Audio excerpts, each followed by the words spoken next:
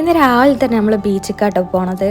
എൻ്റെ പ്രഗ്നൻസി ടൈമിലുള്ള ഒരാഗ്രഹമായിട്ട് രാവിലെ ബീച്ചിൽ പോയി നല്ല ചായയും മസാല ദോശയൊക്കെ കഴിക്കണമെന്ന്. അങ്ങനെ നമ്മൾ രാവിലെ തന്നെ ബീച്ചിലേക്ക് പോണതാട്ടോ.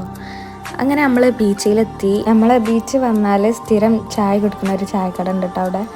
ആ കടയിൽ നിന്ന് നല്ല പാൽ ചായയും നല്ല നെരിഞ്ഞ പൊരിച്ചത്തിരിയുടെ കഴിച്ചത്. അടിപൊളി ടേസ്റ്റ്. എനിക്ക് ഭയങ്കര ഇഷ്ടമായിട്ടോ. ഇവിടെ വന്നാൽ ഞങ്ങൾ ഇവിടെ കേരളമുണ്ട്.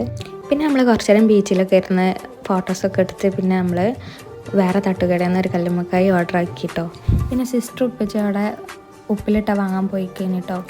അങ്ങനെ പോലെ ഉപ്പിലിട്ടൊക്കെ വാങ്ങി വന്ന് നമ്മൾ പിന്നെ നേരെ മസാല ദോശ കഴിക്കാനായിട്ടോ പോയത്. അങ്ങനെ ഇവിടെ സുപ്രഭാതം പറഞ്ഞ വെജ് റെസ്റ്റോറൻറ്റിലാട്ടോ നമ്മൾ കയറിയത്. അവിടുന്ന് നല്ല സ്പൈസി മസാല ദോശ കേട്ടോ കഴിച്ചത്. നല്ല ടേസ്റ്റ് ഉണ്ടേനി.